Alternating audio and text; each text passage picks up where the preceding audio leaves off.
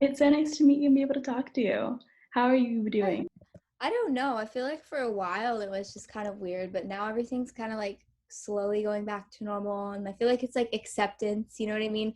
I Right. think it's actually kind of nice because we all have time to just like kind of look at our life from like a bird's eye view and be like, okay, when we go back to normal, this is what we need to do. So So do you feel like you've taken on any new hobbies during this or like kind of like done anything new during this experience? super random, but I've been like making a lot of graphic tees. Because there's just so many like websites where you can design clothes that are just like super user friendly, and like I like have always wanted to do it, and I just was like I needed a break from music because I made a lot of music the first weeks, and then I was like, okay, I want to do something else creative, and I kind of started diving into that, and it's been fun. So do it in your free time if you're bored. Yeah, I actually noticed that you were kind of making your own merch during this time. What has that been like? Honestly, like I I've noticed like me and my friends will just like when we're in conversation, every time we say something like kind of like out there and weird, we'll just like write it down on a notepad and be like merch idea. So like I don't know, I wanted to like do something because it's super easy to make and send too, but I wanted to do like at the end of quarantine like a contest with like all my favorite TikToks that from to my songs and send them like a personalized like merch thing I made. So it's been Have, fun. do you have like a favorite piece that you've made and that you're thinking about maybe expanding that into sending it to more fans?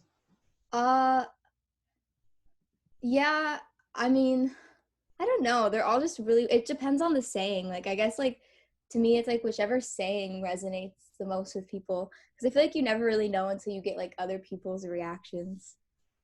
You did say that you kind of took a break from songwriting. Do you feel like this time has been beneficial for that, or have you stopped writing during this time?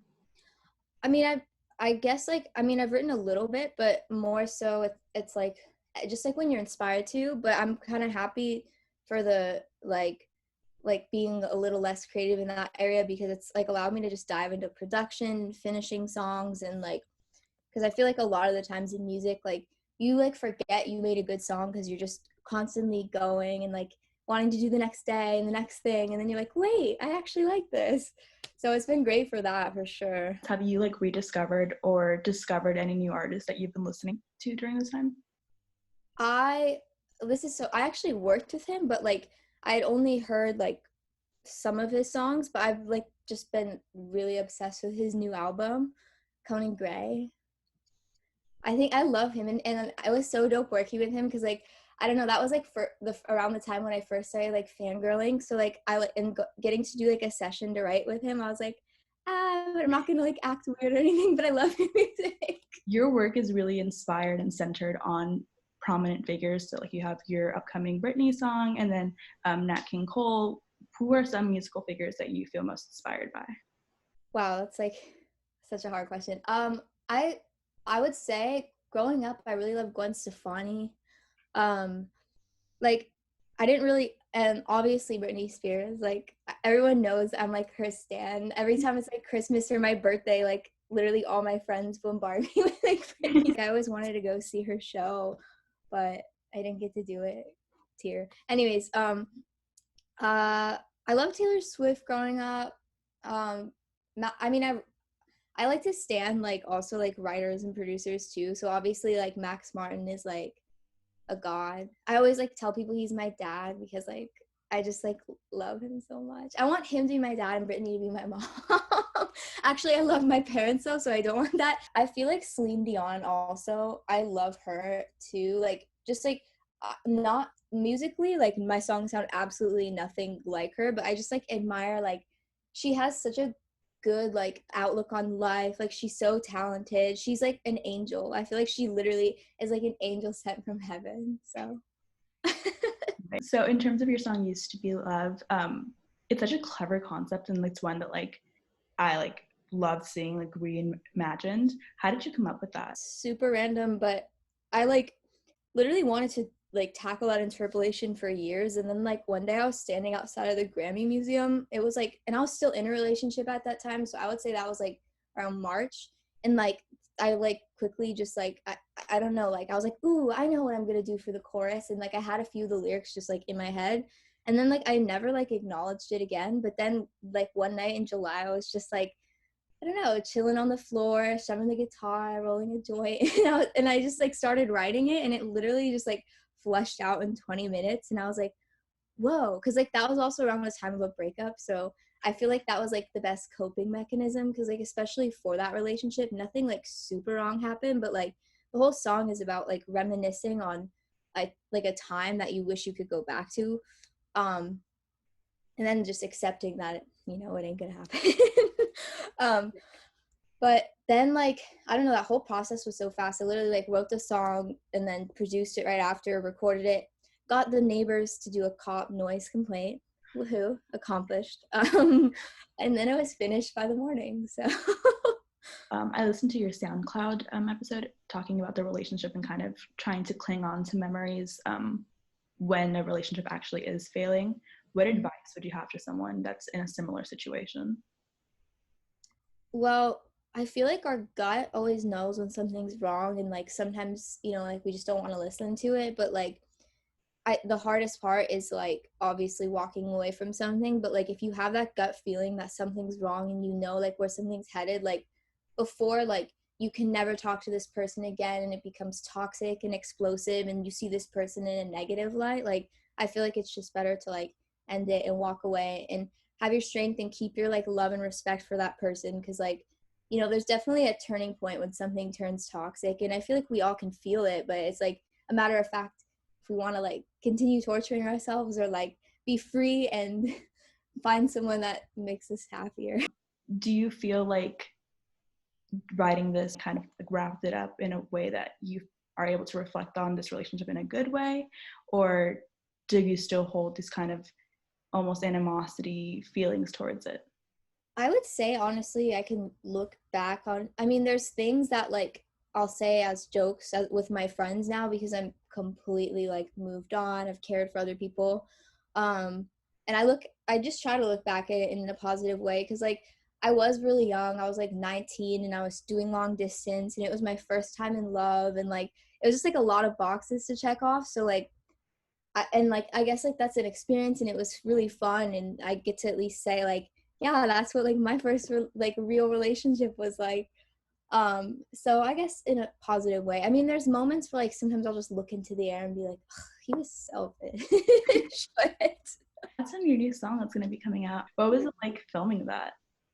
um I mean it was like it was like right before everything was like about to close, so like we had to rush before like everyone was like required to stay inside, and we didn't have like a crew or anything, so basically it was just like 3 people, me, my creative director, and then the camera guys, and like so like it was fun experience, because like usually I feel like for videos like you have hair and your makeup and stuff, but like literally I just took my whole closet, took my makeup, took my weave, like, and like because I don't know, like I really wanted to get something done before we were all like focused to like stay inside and stuff, and like it was already like empty and apocalyptic feeling and it was really creepy, and like I mean but it was super fun just because I feel like when you have like an incentive and you kind of have to do it fast, and because I didn't really like want to like be in the streets, like ew.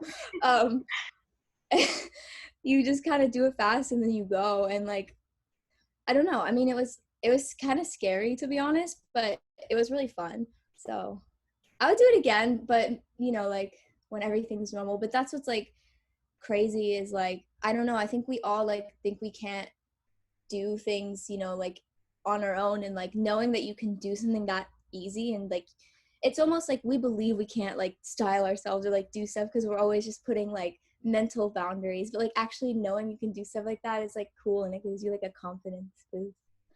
Right. It looks so fun and like whimsical. So like I like loved watching the video. Also, you mentioned this kind of like apocalyptic feeling. For me at least, I felt like that kind of added into the message of the song as well, like this kind of feeling of aloneness and um just I think with there being no surrounding people as you're filming this, it definitely added to that message. Do you feel the same way, or was that kind of overlooked?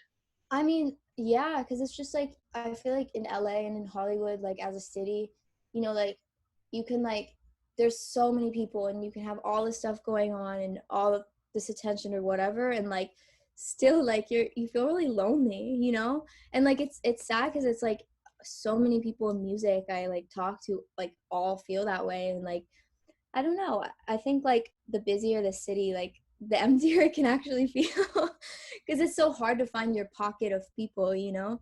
And like the cool people, I feel like in LA, like they don't like to go out, so Do you feel like that LA as a whole was kind of an inspiration for this song, or what was the overall inspiration for this song? um well, I kind of the whole way it was created was like a few like the prior day and night to writing this song, like I don't know, it was kind of like the cherry on top, and I was hanging out with shady people, working with shady people, and I just like didn't want to like acknowledge it. And then I kind of just realized it, and like the next day, like I was in my session with my co-writer, and I just like didn't want to write. I was like, no, like I'm just not feeling it, like I'm pretty down, can we just like watch videos? And like because I'm a Britney stan, of course, I like binge watch Britney videos, and I made my co-writer do it too. LOXO. Um, but I mean, the song is about like my story in Hollywood, and like I feel like she's the like, and the way we incorporated her was kind of because we were watching her videos, and then like she had all this attention, but like you know she's still a human being, and like no matter what she went through too, she always like came out on top. Like she was even more iconic, like released even more amazing songs, like. And I feel like it's important, like my message in the song is like I really want people to find the strength, like when you do feel like you're losing it, like it's okay to accept that you are, and like you can be happy about it, you can be confident about it, because like I feel like when you're in those low points, you know, like it's only a matter of time before like you're on top again and you feel even more amazing than before. It's kind of like Pandora's box, like you have to have the balance in order to like, you know, like without the, how would we even know what good is if we didn't experience bad, you know? What are your plans going forward in terms of like an album coming out, or just a bigger project that you might have in the works? Well, the past 2 years, I feel like I kind of just like made an album in my bedroom, and like it's really dope now to finally be able to release stuff. And like, because I'm trying to put out a song like every month and probably drop an EP and then drop an album. But I think it's dope just because it's like when you're just creating for yourself and you don't really have like that much like industry stuff going on, you just love creating and you're just in your room, and then it actually ends up like people like are supporting what you're doing and they love it and stuff. Like it's really cool because like I feel like a lot of those moments, like I just like also felt like, oh, no one cares, like maybe I suck, like I don't know. It's cool to see a result, I guess, and like know that all that hard work was like, you know, like it was meant for something. Because like I'm also, I like, it took me a while to like not be super shy and not be super like protective, because like music is like your child, like you don't want to show your songs and have somebody hurt them. With mixing, like that is not my strong suit, and having like mixers be able to like mix like my little like bedroom productions and stuff, I'm like, ah, this is so cool. What has it been like? You said you were releasing one after another, like consecutively. I guess it's really cool to see, like, because like I watch my like socials like all the time, and I see like which types of fans, like which stuff like resonates with. So it's like cool to like also kind of get to know my fans and see what they like and like what their preference is. But honestly, there's just so many songs I just like need to release, so I'm like really excited to just keep like pumping them out and like seeing the reaction. And you know, because it's like I feel like only like my mom has heard everything. And like our moms are always our biggest cheerleaders, so I always like try to like weigh it out. Who would be your dream collab, or someone that you really want to work with in the future? um Britney. I want to hug her, honestly. She's just like iconic. Right, I agree. Do you feel like, is there any, I mean, I know it's probably so hard to choose, but is there any like piece of work that she's put out that like really resonates with you? Well, I honestly think Toxic is the best pop song of all time. Like, and honestly, like even like I've heard a lot of guys that are generally like kind of like, I only listen to like left field music, and they still say Toxic is the best song of all time. So I'm like, you get the tea. um I mean, I think what's so dope about all her songs is like the videos were always just as like good, and like it had these like storylines, and she just had such a presence. So like, especially Baby One More Time, that just is like the most iconic video ever. So for me, at least. Thank you so much for taking the time to talk to me today. It's been great catching up with you. Hope everything is well on your end. And I'm excited for your music coming out. Thank you so much.